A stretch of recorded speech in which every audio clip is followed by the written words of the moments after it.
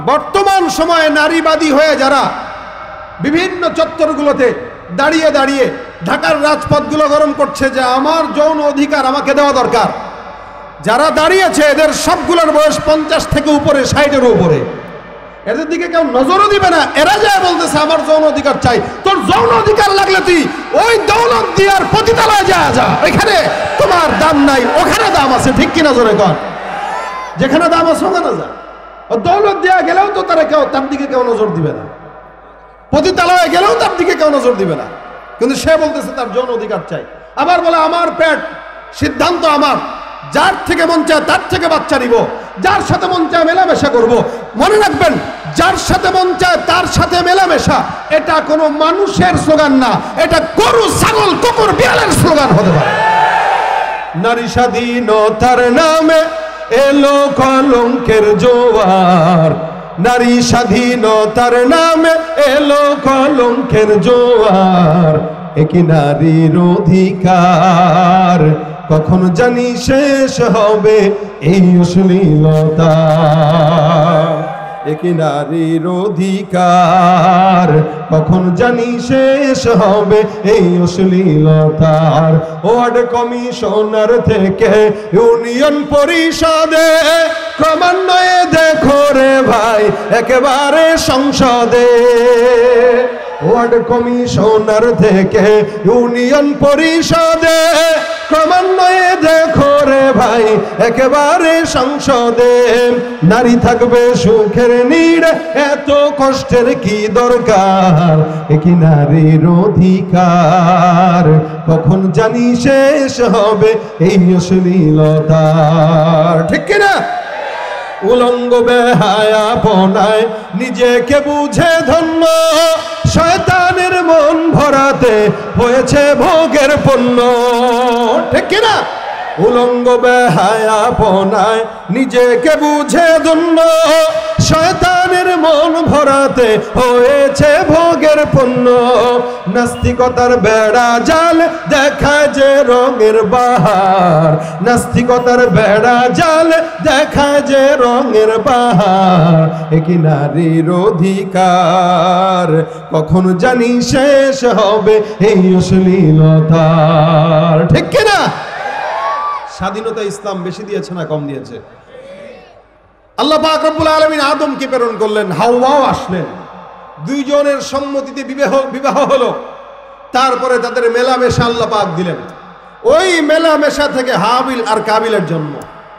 ওখান থেকেই বংশ পরম্পরায় আমাদের পর্যন্ত আজকের এই পৃথিবী। আল্লাহ পাক বলেন ইন্না খালাকনাকুম মিন যাকারি ওয়া উনসা ওয়া জাআলনাকুম শুউবা ওয়া ক্বাবাইলা লিতাআরাফু। মনে রাখবেন, আল্লাহ নারী আর পুরুষের বৈধ পন্থায় বিবাহের মাধ্যমে সন্তান দেয়, সেখান থেকে আবার বৈধ পন্থায় আরেক সন্তান হয়। অবৈধ পন্থায় যেগুলো জন্মগ্রহণ করে ওদেরকে বৈধ সন্তান বলে না, পিতৃ পরিচয়হীন অবৈধ সন্তান বলা হয়। এই জন্য আল্লাহ পাক বলেন ওয়ালা তুকরিহু ফাতায়াতিকুম আলাল বিগাই ইন আরাদনা তাহাসসুনাল লিতাবতাগু আরাদাল হায়াতিদ দুনিয়া।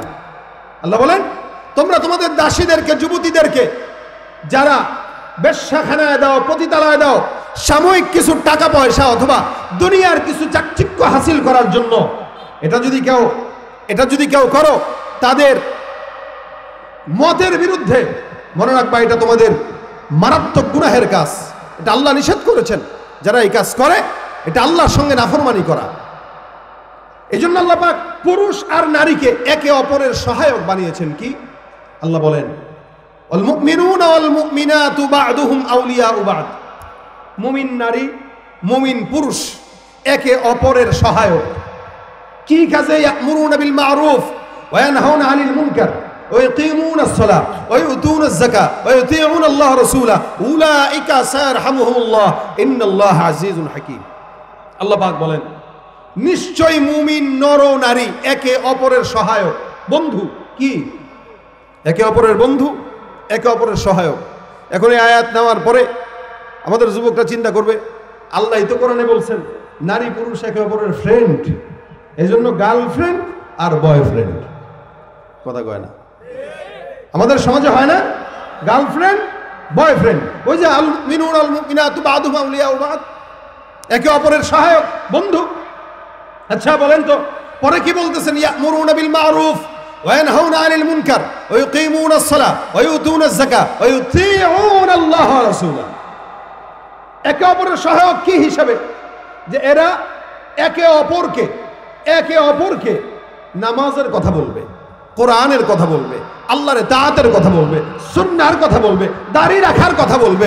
বৈধ পন্থায় কখনো কেউ কাউকে নামাজের কথা বলে না, বরং বিছানায় যে অকাম করার কথা বলে। কথা ঠিক কিনা?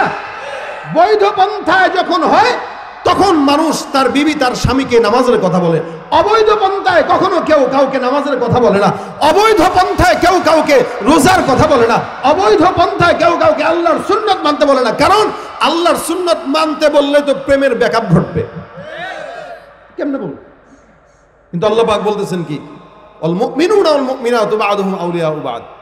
নারী পুরুষ একে অপরের সহায়ক। ভাইরা আমার বুঝেন, এই দুনিয়াতে যত ভোগ সামগ্রী দেখেন, এই যে বাড়ি গাড়ি নারী যা কিছু আছে, আল্লাহ রাসূল সাল্লাল্লাহু আলাইহি ওয়াসাল্লাম বলেন দুনিয়া কুল্লুহা মাতা ও খায়রু মাতা'আদ দুনিয়া আল মারআতুস সালিহা।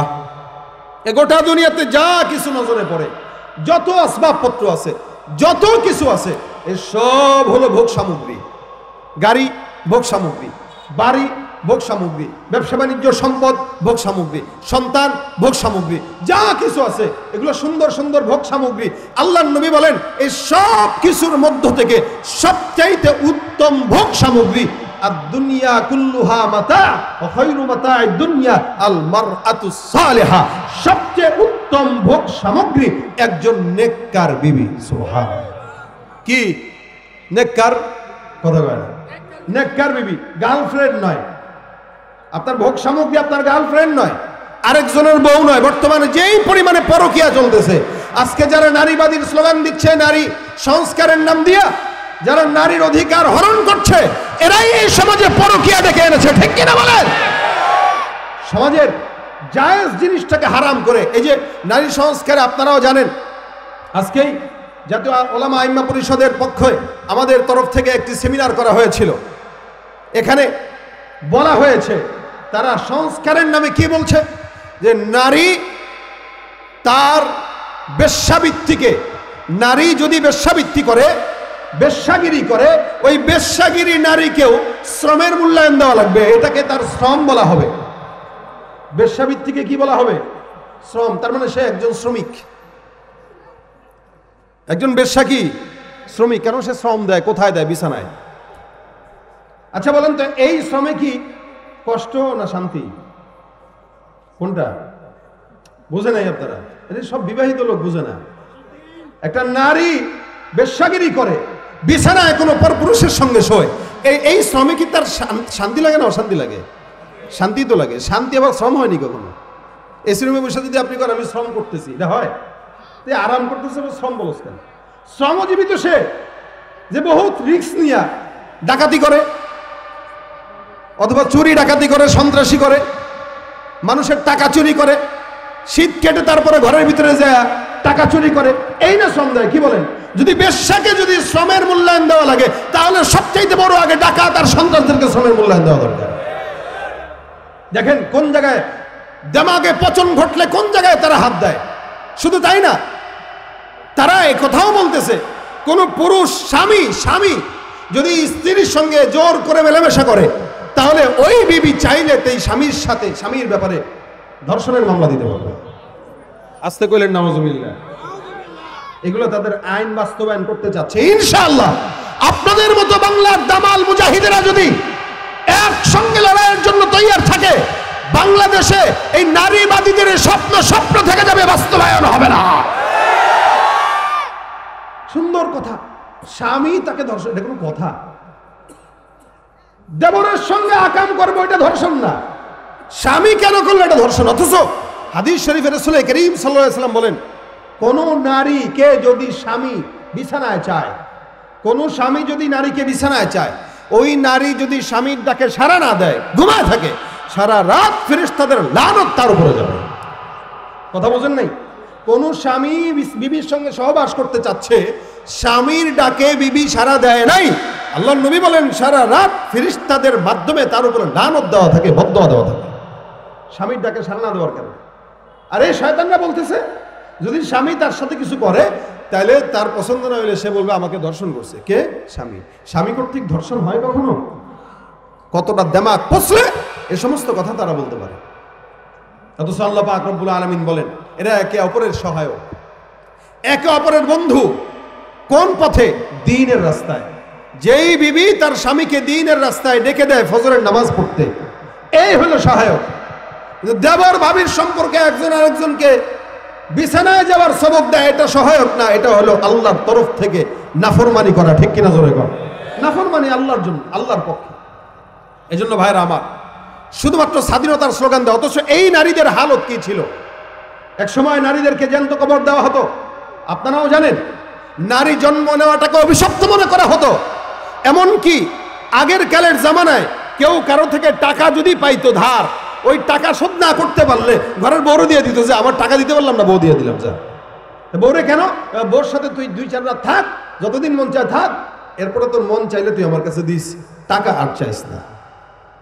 নাউজুবিল্লাহ বলে না, আপনাদের কাছে পছন্দ হয়েছে কথাটা? এই কথাটা কি নোংরা না ভালো? বিবিকে দিয়ে দিচ্ছে টাকা শোধ করতে না পারার কারণে। এই ছিল আগের কালের হালত। রাসূল সাল্লাল্লাহু আলাইহি ওয়াসাল্লাম আসলেন, নারীদেরকে ইসলামের স্বাধীনতা সবচেয়ে বেশি দিলেন। আল্লাহর নবী নারীদেরকে সম্মান দিলেন। নারী যখন মা হয় তখন নবী বলেন আল জান্নাতু তাহতা আকদামিল উম্মাহাত, ওই নারীর পায়ের নিচে আল্লাহ তুমি সন্তানের জান্নাত দান করে দিয়েছো। নারী যখন বিবি হয় নবী বলেন আদ-দুনিয়া কুল্লুহা মাতা ওয়া খায়রু মাতা'আদ দুনিয়া আল মারআতু সালিহা, যখন বিবি হয় তখন নবী বলেন সবচাইতে উত্তম ভোগ সামগ্রী এই নারী।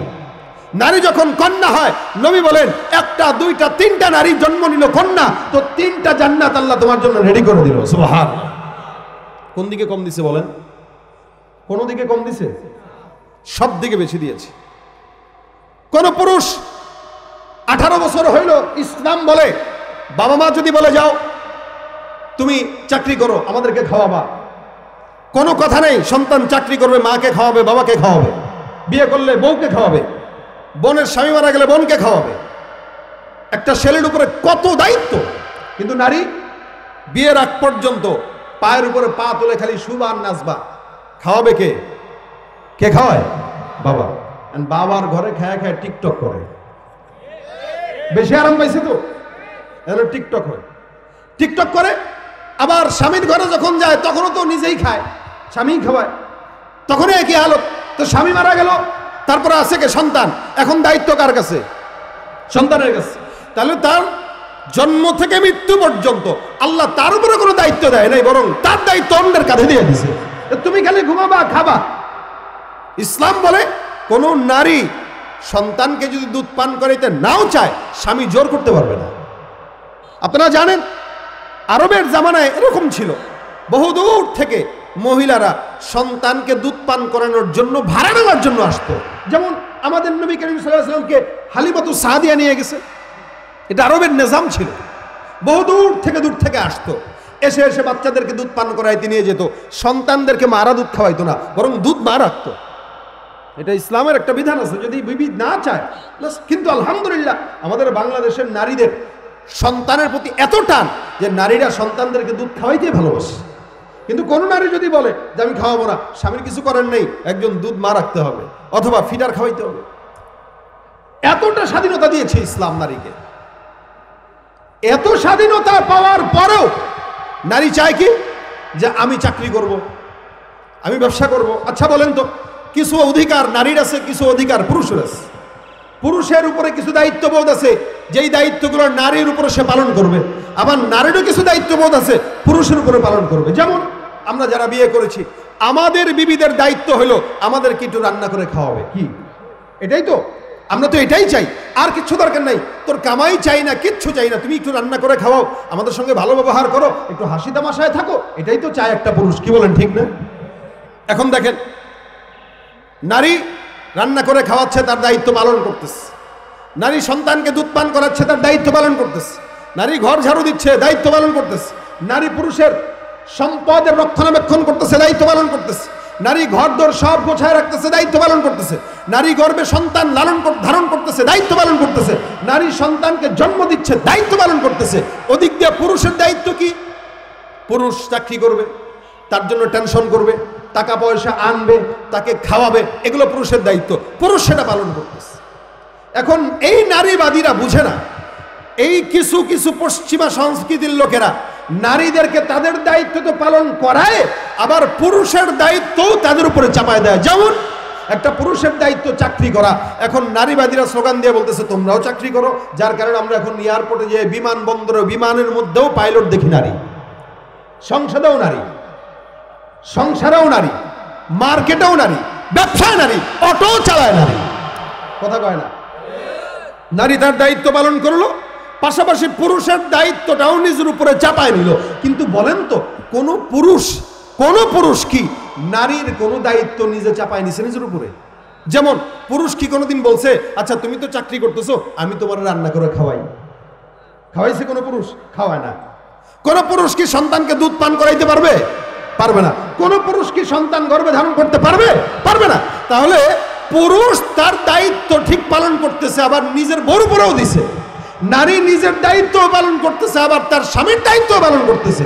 তার মানে পুরুষ তার নিজের দায়িত্বের বাইরে কোনো জিনিস পালন করে না, নারী নিজেরটাও করে আবার স্বামীরটাও করে।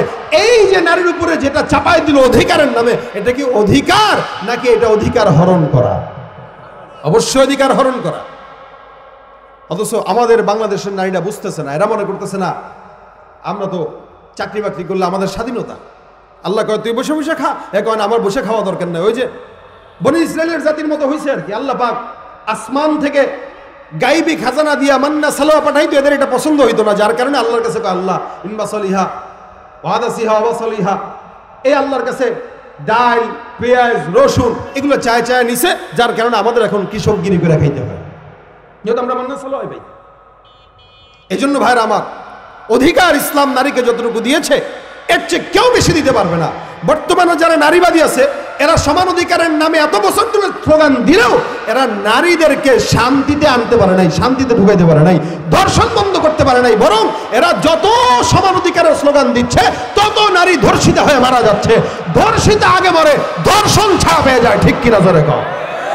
ধর্ষিতারা মারা যায়, আমরা ধর্ষকদেরকে মরতে দেখি না। এজন্য ভাইরা আমার, ইসলাম নারীদেরকে কিছু মর্যাদা দান করেছে এবং আল্লাহ পাক রব্বুল আলামিন সেই মর্যাদাগুলো কিভাবে দিয়েছে আমি আপনাদেরকে বলি। দেখেন, একমাত্র এক নম্বর, বিবাহের মাধ্যমে আল্লাহ পাক রব্বুল আলামিন নারীদেরকে অধিকার আর মর্যাদা দিয়েছে। কিভাবে? বিবাহ করলেই একটা স্বামী তার সমস্ত দায়িত্ব নিয়ে নেয়, আর বিবাহ ছাড়া যারা খায় মানে মজা নেয়, এরা 2 দিন মজা নেয়, 2 দিন পরে ভুলে যায়, পাঠায় দেয়। কথা বুঝেন না আপনারা? দেবর আর ভাবির সম্পর্ক বেশি দিন টিকে না, বিছানায় 2-4 বার যাওয়ার পরে আর এটারে পছন্দ হয় না। কিন্তু একজন বিবি সারা জিন্দেগি তার ঘরে সংসার করবে, কোনোদিন তাকে পুরান মনে হয় না যদি পুরুষ সৎ থাকে। এই জন্য আল্লাহ পাক প্রথমত নারীকে বিবাহের মাধ্যমে শ্রেষ্ঠত্ব দান করেছেন। এই কারণে আল্লাহ পাক রব্বুল আলামিন বলেন, ফানকিহু মা তাবা লাকুম মিনান নিসাই মাসনা ওয়া সুলাসা ওয়া রুবা ফাইন খিফতুম আল্লা তা'দিলু ফাওয়াহিদাতান আও মা মালাকাত ঈমানুকুম। বিবাহের মাধ্যমে। 2 নম্বর, স্বামী নির্বাচনের স্বাধীনতা দিয়ে আল্লাহ পাক নারীকে অধিকারের মর্যাদা দিয়েছেন। কোন স্বামীকে বিয়ে করবে, বর্তমানে এক সময় ছিল যেটা বলছে এটাই বিয়ে করতে হবে, এখন কিন্তু এটা নাই। ইসলাম নারীকে স্বাধীনতা দিয়েছে যে তুমি কোনটা পছন্দ করবা এটারই তুমি বিয়ে করবা। তার মানে একা একা না, আমার চয়েসের ব্যাপার আছে, কিন্তু আমি মা বাবার সম্মতিতেই করব। এই জন্য আল্লাহ পাক রব্বুল আলামিন বলেন, ফালা তা'দুলুহুন্না আইয়ানকিহনা আজওয়াজাহুন।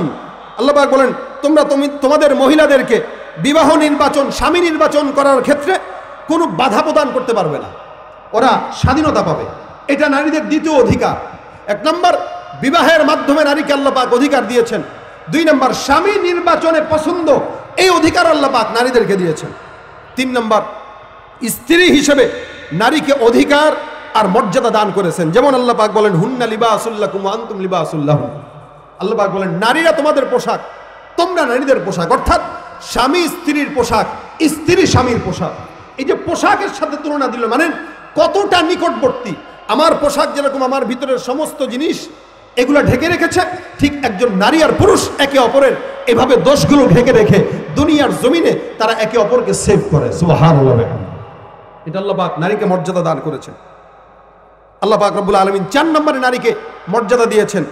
মোহর দানের মাধ্যমে আল্লাহ পাক রব্বুল আলামিন নারীকে সম্মান দিয়েছেন। দেখেন, পুরুষ নারীকে বিয়ে করে, নারীকে মোহর দেওয়া লাগে, পুরুষকে দেওয়া লাগে? কোন পুরুষকে আপনারা মোহর দিয়ে বিয়ে করছেন, মানে মোহর নিয়ে বিয়ে করছেন? না, আমি মোহর দিয়েছি, আপনারা দিয়েছেন। এটা নারীর অধিকার, নারীর সম্মান। এজন্য আল্লাহ পাক রব্বুল আলামিন বলেন, ওয়াতুন নিসা সাদুকাতিহিন্না নিহলা ফাইন তিবনা লাকুম আন শাইইন মিনহু নাফসা ফাকুলুহু হানিআম মারিয়া। এদিকে গেলাম না, কারণ এটা ছোট লোকই কথা। মানে যদি তোমরা চাও মাফ করে দিতে পারো, আর মাফ কারে করবে? যে ফকির। কিন্তু সৎ পুরুষের কাজ হইল, আমি বিয়ে করছি, বিবিকে মোহর দিয়েই তারপরে যাব। এই মোহর পুরুষ নারীকে দিবে, নারী পুরুষকে দেয় না। এতেও আল্লাহ পাক মোহরের মাধ্যমে নারীর সম্মান উঠাইলেন, যে তোর দাম আছে, তোরে 10 টাকা দিয়া কিনতে পাওয়া যাবে না, বরং মোহর দিয়া পবিত্র করে তারপরে ঘরে নেওয়া লাগবে। এটা নারীর সম্মান, মর্যাদা। তারপরে সহবাসের ক্ষেত্রে নারীকে অধিকার ও মর্যাদা আল্লাহ পাক রব্বুল আলামিন দান করেছেন। আল্লাহ পাক রব্বুল আলামিন বলেন, ইয়াসআলুনাকা আনিল মাহিদ কুল হুয়া আদান ফাতাজিলুন নিসা ফিল মাহিদ। দেখেন, যারা শুধুমাত্র পতিতালয়ে যে নিজেদের মনোবৃত্তি পূরণ করে, এরা নারীর হায়েজ অবস্থায় আছে না কিনা আছে ওদিকে নজর দেয় না। ওর দরকার হইল সাময়িক বিনোদন। এই সাময়িক বিনোদনের জন্য যা মন চায় তাই করতে পারে। কিন্তু আল্লাহ পাক একটা নারীর মর্যাদা দিয়েছেন, যে না, ওই সময় রাসূল সাল্লাল্লাহু আলাইহি ওয়াসাল্লামকে প্রশ্ন করা হইল হায়েজ সম্পর্কে। নবী বললেন, না, এটা নোংরা সময়, এটা গান্দেগী, খবরদার এই সময় তোমরা নারীকে কষ্ট দিও না। ওই সময় তার এমনি পেটে ব্যথা থাকে, অসুস্থ থাকে, এরপরেও যদি কষ্ট দাও তার কষ্ট হবে। এই গন্ধের সময় তোমরা যাবা না। সে যখন পবিত্র হবে, যেভাবে মন চায় সেভাবে যাও। ফাতু হারসাকুম আন্না শিতুম। যেভাবে মন চায় তোমরা ক্ষেতের চাষ যেভাবে করো, নারীদেরকেও তোমরা চাষ করো। ওই চাষাবাদ যদি পবিত্র হয়, ফলন যেটা হবে ওটাও পবিত্র হবে। চাষাবাদ যদি নোংরা হয়, ফলন যেটা হবে ওটা তসলিমা নাসরিনা, তার চেলারা বের হবে। এই জন্য আল্লাহ পাক সহবাসের মাধ্যমেও নারীকে অধিকার দিয়েছেন। এই সমস্ত অধিকার নারীর জন্য কি সম্মানের না অপমানের? বলেন, সম্মানের না অপমানের? অবশ্যই সম্মানের। শুধু তাই না, সমাজ বিনির্মাণেও নারীকে আল্লাহ পাক রব্বুল আলামিন মর্যাদা দিয়েছেন। ওই যে বললাম আমি, আল মুমিনুনা ওয়াল মুমিনাতু বা'দুহুম আউলিয়াউ বা'দ, একে অপরের সহায়ক। কেউ কাউকে ছাড়া বাঁচবে না। দ্বীনের পথেও নারীরা দাওয়াত দিবে, আবার পুরুষরাও দাওয়াত দিবে। প্রত্যেকেই একে অপরকে দাওয়াত দিবে। এটা নারী আর পুরুষের সহায়ক। নারীরা তাদের মতো কাজ করবে, পুরুষরা পুরুষের মতো কাজ করবে।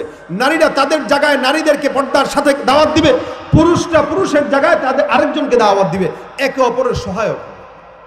ভাইরা আমার, সমাজ, আমাদের সমাজ এই যে নারীকে এত সম্মান দিল ইসলাম আর কোরআন, আজকে যারা সমান অধিকারের স্লোগান দেয় তারা এই কথাগুলো বলে না, বলে ভিন্নটা, উল্টাটা বলে। যেটা বললে সমাজে ধর্ষণ বাড়ে, সেঞ্চুরি বাড়ে, এগুলো বলে।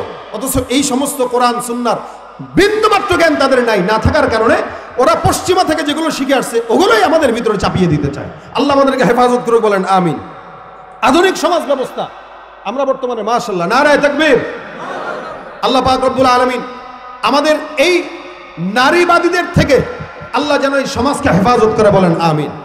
আজকে বর্তমানে যারাই নারী সংস্কারের স্লোগান দিচ্ছে, আমরা বলি সংস্কার অবশ্যই করতে হবে, তবে বেশ্যাদেরকে পর্দার ভিতরে রেখে সংস্কার করতে হবে।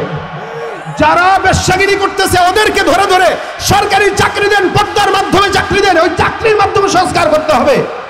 কিন্তু পর্দাশীল নারীদেরকে ধরে ধরে বেশ্যাগিরিতে ঢুকাবেন, এই সংস্কার বাংলার মুসলমান যতদিন সজাগ থাকবে ইনশাআল্লাহ মেনে নিবে না, নিতে পারে না। আল্লাহ পাক আমাদেরকে, আমাদের মা বোনদেরকে পর্দার বিধান মেনে চলার তৌফিক দান করুক এবং তাদের ওই কালো থাবা থেকে আমাদের সকলকে হেফাজত করুক। জোরে বলেন আমিন। নাস্তিকতা নিপাজ্জাত, দিন ইসলাম জিন্দাবাদ, কোটি প্রাণে একই আওয়াজ। খোদাদ্রোহী ছাড় পাবে না, এই বাংলা ঠাই হবে না, মুসলমানরা জেগেছে আজ। জোর কদমে সামনে চলো, বজ্র কণ্ঠে আওয়াজ তুলো, সবাই মিলে একই তালে দাও না স্লোগান, নারায়ে তাকবীর, আল্লাহু আকবার, নারায়ে তাকবীর, আল্লাহু আকবার। মুসলমানের এই দেশেতে নাস্তিকদের ঠাঁই নাই, নাস্তিকদের পক্ষে যারা তাদের কোনো রক্ষা নাই। এই দেশেতে থাকতে হলে কোরআন মানতে হবে, কোরআন না মানলে তারা বিতাড়িত হবে। জোর কদমে সামনে চলো, বজ্র কণ্ঠে আওয়াজ তুলো, সবাই মিলে একই তালে দাও না স্লোগান, নারায়ে তাকবীর, আল্লাহু আকবার, নারায়ে তাকবীর, আল্লাহু আকবার। আল কোরআনের আলো ঘরে ঘরে জালো, আজাদি সাহেবের আগমন, শুভেচ্ছা স্বাগতম, লিল্লাহে তাকবীর। আল্লাহ পাক আজকের মজমাকে ভরপুর কামিয়াবি দান করুক। সকলে বলেন আমিন। যারা দাঁড়িয়ে আছেন স্বেচ্ছাসেবকরা বসায় দেন, ইনশাআল্লাহ শেষ পর্যন্ত থেকে তারপরে যাবেন। আসসালামু আলাইকুম ওয়া রাহমাতুল্লাহি ওয়া বারাকাতুহু। ওয়া ইউতিউনা আল্লাহ ওয়া রাসূলাহু উলাইকা সায়ারহামুহুমুল্লাহ ইন্নাল্লাহা আজিজুন হাকীম। صدق الله مولانا العظيم وصدق رسوله النبي الكريم. وقال النبي صلى الله عليه وسلم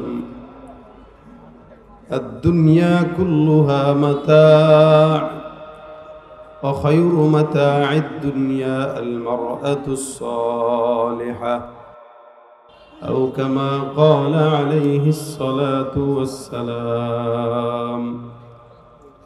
সকলে জবান করে দুরূদ শরীফ পড়ি। আল্লাহুম্মা সাল্লি আলা মুহাম্মাদিন ওয়া আলা আলি মুহাম্মাদ কামা সাল্লাইতা আলা ইব্রাহিম ওয়া আলা আলি ইব্রাহিম ইন্নাকা হামিদুম মাজিদ। اللهم بارك على محمد وعلى آل محمد كما باركت على إبراهيم وعلى آل إبراهيم إنك حميد مجيد. الحمد لله. ইসলাহুল উম্মাহ মহিলা মাদ্রাসার উদ্যোগে আয়োজিত আজকের বার্ষিক ইসলামী ওয়াজ মাহফিলের সম্মানিত দিনপ্রিয় ইসলামপ্রিয় ভাইরা, আল্লাহ পাকের দরবারে লাখো কোটি শুকর ও সুজুদ যে রব্বে কারীম আজকের এই দিনই মজমায় আমাদেরকে একত্রিত হওয়ার তৌফিক দান করেছেন। কালিমাতুশ শুকর আদায় করি, সকলে বলি আলহামদুলিল্লাহ। একটু এই পাশে স্বেচ্ছাসেবক যারা আছেন আপনারা একটু সবাইকে বসায় দিন, চুপ থাকে যেন সবাই, কথা যেন না বলে। এই পাশ থেকে কথা আসতেছে, কথা বলেন না কেউ। এমন রোডের পাশে তো গাড়ি ঘোড়ার আওয়াজ, এরপরে মানুষের আওয়াজ হইলে যেহেন এদিক সেদিক চলে যাবে। সময় সংক্ষেপ, এই জন্য মুখতাসার কথা। আমার পরে ইনশাল্লাহ মুফতি হেদায়েতুল্লাহ আজাদী সাহেব আসবেন, উনি অলরেডি চলে আসছেন মাহফিলে। এরপরে আপনাদের কাঙ্ক্ষিত যার অপেক্ষায় আপনারা বসে আছেন এবং বসে থাকবেন, কুয়াকাটা হুজুর ইনশাল্লাহ সময় মতো চলে আসবেন। আমি আজাদী সাহেব আসার আগেই আপনাদের সামনে দু চারটা কথা, আমার আগে যে মাওলানা সাহেব আপনাদের সামনে বসছিলেন একটা গুরুত্বপূর্ণ বিষয়ে কথা বলতেন, হয়তো সময়ের কারণে উনি কথা শুরুই করতে পারেন নাই, শেষ তো করবেন দূরের কথা। মূলত একটু এলোমেলো হয়ে গেছে আমাদের, জ্যামের কারণে আসাটা একটু দেরি। তা আমি উনার এই কথার রেশ ধরেই চিন্তা করলাম, যেহেতু উনি একটা কথা শুরু করেছেন এবং এই বিষয়টা এখন চলতেছে, এটা নিয়েই কিছু কথা বলি। আমরা এখানে যারা আসছি, আল্লাহ পাক আমাদেরকে এই পুরুষের পেট থেকে জন্মগ্রহণ করাইছেন নাকি নারীর পেট থেকে? নারীর। ইয়া আইয়ুহান নাস ইন্না খালাকনাকুম মিন যাকারিন ওয়া উনসা। আল্লাহ পাক রব্বুল আলামিন বলেন, আমি ইনসানকে সৃষ্টি করেছি, তোমাদেরকে সৃষ্টি করেছি একজন পুরুষ একজন নারী থেকে। এরপরে তোমাদেরকে গোত্রে গোত্রে ভাগ করেছি, দলে দলে বিভক্ত করেছি। আপনাদের এখানে বিভিন্ন গোত্রের লোক আছে, কেউ খান বংশের, কেউ গাজী বংশের, কেউ ভুইয়া বংশের, কেউ পাটোয়ারি বংশের। বাংলাদেশে অনেক বংশ আছে। আপনাদের এলাকায় কি বংশ আছে? লস্কর বংশ আছে। আর কি আছে এলাকায়? ভুইয়া, চৌধুরী। তো এই যে বংশ, এটা আল্লাহ পাক দিয়েছেন। আল্লাহ পাক বলেন, আমি শাখায় শাখায় বিভক্ত করব, বংশে বংশে বিভক্ত করব, গোত্রে গোত্রে বিভক্ত করব। শুরুটা কোত্থেকে হয়? দুই জায়গা থেকে। বলেন, দুই জায়গা থেকে। পুরুষ আর নারী, এই দু জায়গা থেকে সৃষ্টি শুরু। তবে দুনিয়াতে সর্বপ্রথম আল্লাহ পাক ইনসান হিসেবে আদমকে পাঠিয়েছেন, কিন্তু একজনকে দিয়ে বংশ যে বিস্তার এটা সম্ভব নয়। আল্লাহ পাক রব্বুল আলামিন যখন আদমকে পাঠান, আদম পয়গম্বর জান্নাতে একা একা ঘুরে, গাছ দেখে, ফল দেখে, খানা দানা করে, কিন্তু ভালো লাগে না। আছে না, ঘরের ভিতরে যারা বিয়ে করেছেন, বউ যদি এক সপ্তাহ না থাকে ভালো লাগে? অনেক সময় আমাদের কিছু পরিচিত ভাই বেড়াদার দেখি, এরা খালি বউরে বাপের বাড়িতে পাঠাইতে ব্যস্ত, মানে বউ বাপের বাড়িতে গেলে সে বাঁচে। অথচ আমি তো মনে করি বউ বাপের বাড়িতে গেলে আর একটা পুরুষের জন্য কষ্ট। কারণ আর অবশ্যই এখানে একটা ব্যাখ্যা আছে, যেই বিবি স্বামীর মন রক্ষা করতে পারে না, ওই বিবি যতক্ষণ কাছে থাকে ততক্ষণই আযাব মনে হয়, কি ঠিক না? আর যেই বিবি মন রক্ষা করে চলে, স্বামীর খেদমত করে, ওই বিবি দূরে গেলে দিলের ভিতরে অশান্তি লাগে। এখন আপনি কোন বিবি পাইছেন সেটা তো আপনার বিষয়। যেই লোক তার বউকে দূরে পাঠাইতে চায়, বুঝতে হবে ও ঘরে বউরে নিয়ে শান্তিতে নাই, অশান্তিতে আছে, নারী কর্তৃক নির্যাতিত আর কি। আমাদের দেশে তো নারী নির্যাতনের মামলা আছে, পুরুষ নির্যাতনের মামলা নাই। নারী নির্যাতন করলে সেটার মামলা উচিত ছিল, পুরুষ নির্যাতন এই মামলাও দরকার ছিল, যে নারীরা যদি কোনো পুরুষকে নির্যাতন করে, পুরুষরা যে আদালতে মামলা করবে, ওই নারী জেল হাজতে যাবে। দেখেন, এই দুইজন পুরুষ আদম পয়গম্বর আসছেন, ভালো লাগে না কেন? পাক রব্বুল আলামিন আদম পয়গম্বর থেকেই আম্মাজান হাওয়াকে দুনিয়াতে প্রেরণ করলেন, জান্নাতে প্রেরণ করলেন। জান্নাতে আদম হাওয়া একসাথে। আদম আলাইহিস সালাতু ওয়াস সালাম ঘুমাচ্ছেন, ঘুম থেকে উঠে দেখেন আম্মাজান পাশে শোয়া, আজীব অবস্থা। ঘুম থেকে উঠে নজর দিলেন, কি ব্যাপার, এত সুন্দর চেহারা, বড় বড় চুল, এই আবার কি? মানুষই কিন্তু একটু আলাদা, আমার যেই গঠন তার গঠন এক না। আদম পয়গম্বর ধরতে গেলেন যে একটু দেখি, টাচ করি, আল্লাহ পাক নিষেধ করে দিলেন, খবরদার, হাত দেওয়া যাবে না। কি করব? কয় মহারণা দিয়ে বিয়ে শাদী করা লাগবে তো। তা আদম পয়গম্বর বৈধভাবে মহারণা দিয়া আমাদের আম্মা জান হাওয়াকে বিয়ে করেছেন এবং স্পর্শ করেছেন। আমাদের দেশের যুবকেরা হালাল নাই হারাম নাই বাস বিচার করে না, যেখানে পায় সেখানে নজর দেওয়ার হাত দেয়। আর